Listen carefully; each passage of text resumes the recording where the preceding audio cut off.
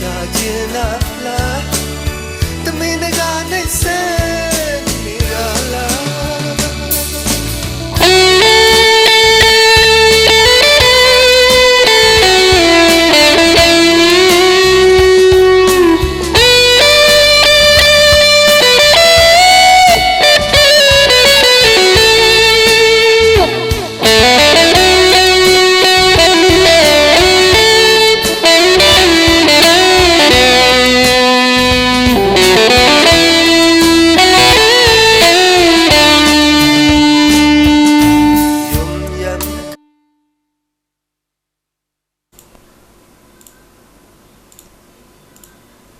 มาส่งค่ะพี่น้อง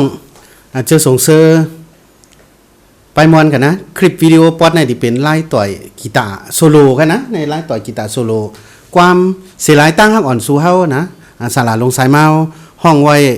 ความมาเนี่ยจะก็ความไตกันนะมีสั่งหลายๆนะครับมาตัวกันนะ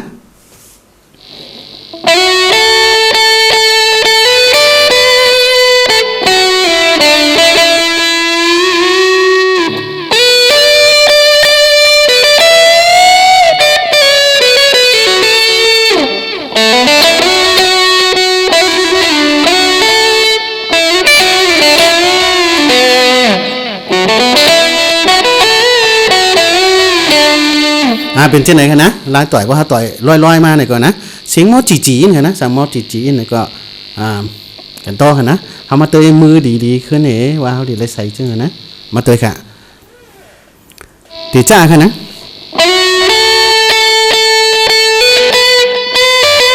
ตีไหนนะ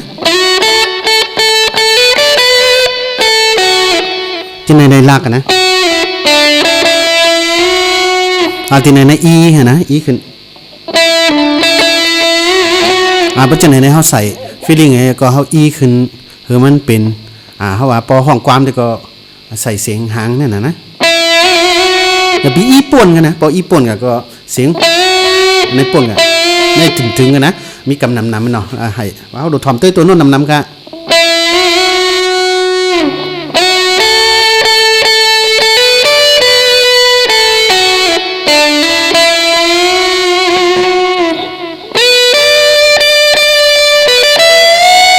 ที่ไหนกันนะที่ไหนก็อีขึ้นนะที่ไหน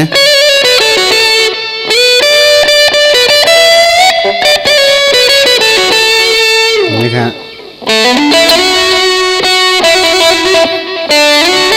ที่ไหนในป่ายกันนะที่ไหนเนี่ย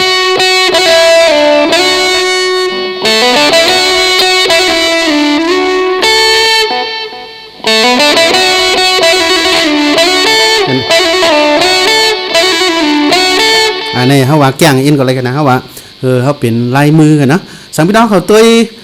ใน Facebook เลยสั่งใน YouTube เลยสั่งก็อย่าลืมกดไลค์กดแชร์กันนะขอน้ำสายสตูดิโอค่ะนะเอามาต่อค่ะ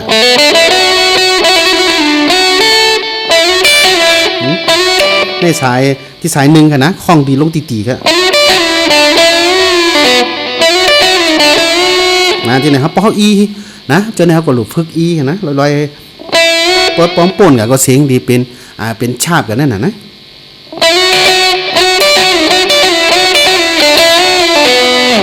ลงฮะกินในแทงป้อนนะในตัวไรแก้งนะ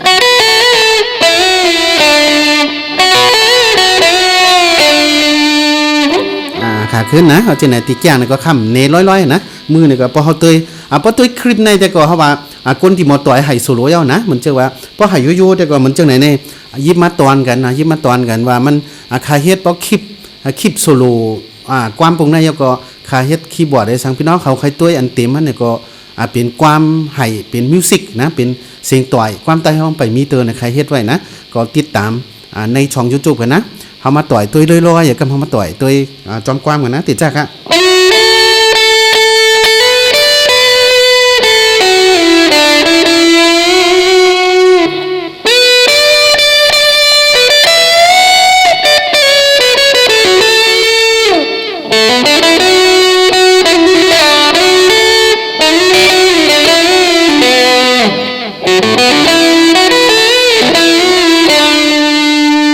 นั้นค่ะนะเฮามา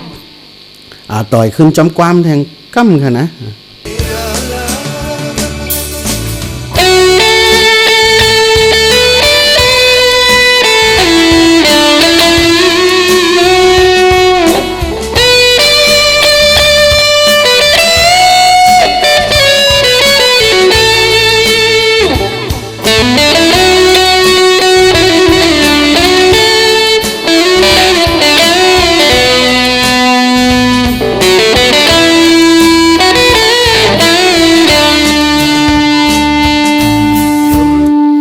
อันนี้นะว่ามันให้พิษให้ปืนก็ต้องปั่นนะก็มังปองในเฮาให้นี่คือมันเหมือนนะคือมันเหมือนเนี่ยก็ปึงอีดิดนึงก็มังปองในตีไต่ปีนมันเหลืออีดิดนะใส่ฟีลลิ่งเข้ากายนี่ก็นะพี่น้องเขาเจอส่งเสื้อป้ายมอนค่ะนะใครใจเสียงหอน้ำสายอย่าลืมกดไลค์กดแชร์ในช่อง YouTube นะแล้วก็ใน Facebook ได้สังเนี่ยก็